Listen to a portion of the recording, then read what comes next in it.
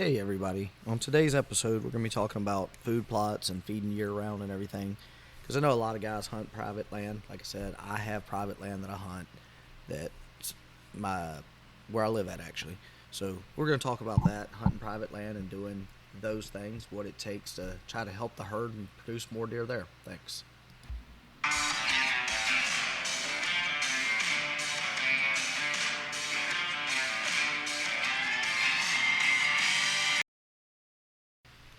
So diving right into today's episode, we'll get into the things of hunting at your on private land where you can have food plots and feed and deer attractants and what all else that you can put on these places. Um, my place here in Oklahoma, I hunt it. Like I said, previous episode, I've planted about a acre and a half food plot of a mix that I use that I'm working on another design coming out of DFO, and we use it. I planted it late this year because I wasn't not prepared at all for this deer season to be able for my kids to hunt. So I kind of feel selfish in a way that I didn't have time and I didn't make time because I can't say I didn't make time. I was working on trying to prep fence, bourne, stuff, rope and pin, round pin. Like we had a lot to do. And let's see, I signed on my place March 31st. We moved in July 1st. So I had like 2.5, 3 months of work. We did like updating the house and everything and working on stuff like that. Then September 10th, I got shipped to the west side of the state. So didn't really put the time in places that I wanted to because I thought I was going to be here more and work didn't seem to agree that I should be here. So with that said, we're going to dive into today's episode of doing everything about food plots and what we do for our own design. I go out, like I said, mine's about an acre and a half here on my place, and I'm not going to get into everything that I have in it, like seed-wise, because that's going to be coming out. So it's something that I went in, I prepped my land and everything, and here I didn't, but like if I was in South Louisiana, I would have sent a soil sample off to have it checked to see if I needed to put any extra nutrients or anything in the dirt to make it adjust for growth. Here I was just so late in the year that I didn't even try anything. I just dissed and planted, and I literally planted it right around Thanksgiving, I think. So, and I'll try to get some pictures up and linked to this one to show you that it actually came up. I have a large feeder out there that I keep feeding year round. At anytime I'm hunting where I can, I try to add a supplement feed, which is something that we do. It's our own feed, but it's several different types of stuff that we actually use on our own places that we've had on market when I lived in South Louisiana, and it's been marketed down there some. We're working on getting it fully going again up here and getting it to market. So, because I'm not going to say hogs don't eat it, but we've never had the problem with hogs wanting to eat it. So that's a big plus for it. So what I do is I prefer to feed year round because I keep the deer coming in, getting the does used to be in there and everything. And if you have does coming in, you get your ratio right. The bucks, yeah, they're not going to come out in the middle of the cover and look for the does. But you can set up and ambush your bucks because they're going to skirt the side of it looking for does in season when it comes to that time. So food plots and attractants and nutrients serve their purposes not only for bringing deer in, but keeping your overall herd healthy. I know hunting public land is totally different. You're hunting off the natural abundance of, or lack thereof of what they have. You just got to locate it and go to town on it. Figure out what they're eating at that given time. So what like I said, hunting on my own land, I do food plots. I do everything to up my chances. Had a breakdown there. We do everything we can to up our chances to make sure that we are given an opportunity to kill deer or have quality deer on our place.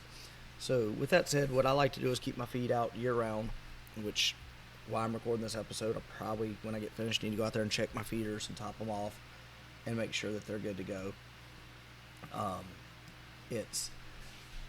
keep a 55-gallon drum feeder that is gravity fed. That way they can come there and get it all they want whenever they want. I keep it full, and with my breakdown of feeds about 14 to 16% protein, depending on exactly what I'm feeding at the given time. So we keep that out for them at all times, and I try to keep a spring and fall plot with the feeder set up in there. Then I make sure to keep some type of block and salt licks out. It's our own block that we're working on. So yeah, I'm mentioning a lot of stuff I do that's all my stuff I use, but yes, that's first and foremost. We actually this all started back in 2011, 12, 10. We got on market around 2012 down in South Louisiana, but we started it way before then. Just producing our own stuff and tweaking it to make it work for the situations we were in with animals when it came to deer attractants and what we could and couldn't use, and being different than everybody else. Because everybody using the same thing, it's hit or miss. But if you can get something completely different, you're going to have the deer come to you, and that was what helped me develop this product. But back to the ins and outs of food plots and feed. Like I said, all year, I like to keep 14 to 16% protein out. I know some guys there's some higher stuff on the market and some higher proteins and everything. That's a good gist of where you need to be, 14 to 16, because like the highest they're usually going to find in the wild is why you see like in clear cuts, when they first clear cut an area that the deer herd does so well right after, is they're getting around 18%, because all the phosphates and everything, I'd probably butcher that word, that are where they can reach them then instead of being 50 foot in the air. So huge difference there. So, but if you can keep them that feed out, and I'm not, like I said, I feed my own. I'm not going to try and put like, oh, this is what you got to have. Like, as long as you feeding, you're going to help the deer herd. It's going to give them another option that they may not have at certain times, especially in cold weather and everything. And like, if you get a spot set up, they will continue to come to it year round, and you can watch the growth of your bucks and everything, because they'll get on spring patterns and everything. You can see that which makes it really cool. It's easier for a kid to hunt on that food plot, because you're going to usually put a good stand on it and everything.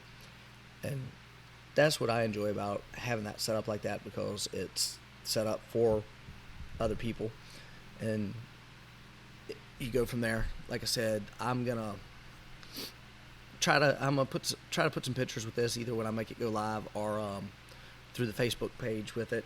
So we're that way you can see what our food plot looks like. Probably need to go check it. It's been a couple weeks since I've even been back there.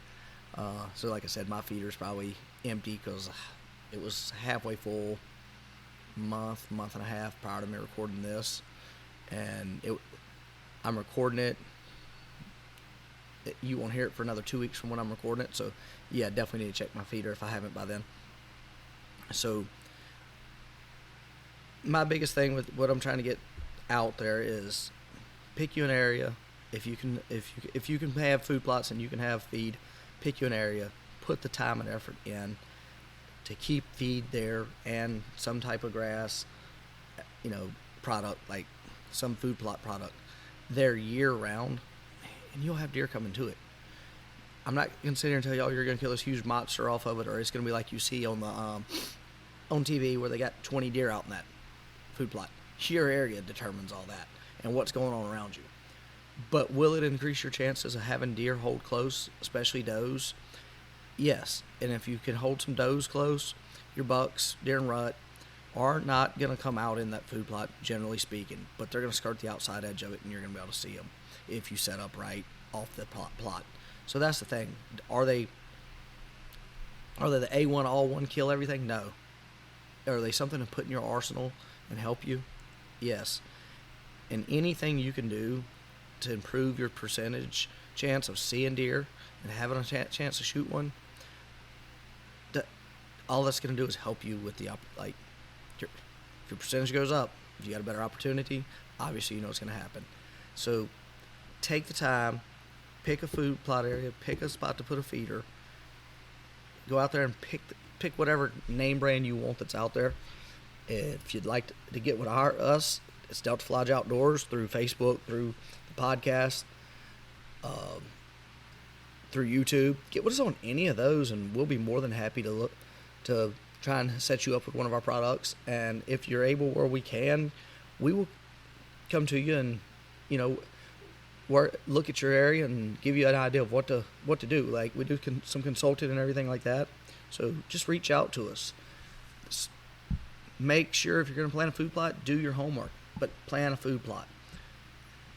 Thank you for your time. Julius Craig, Delta Fly Outdoors. Thank you for being with us today. We look forward to talking to you and helping you improve your opportunities and your deer herd.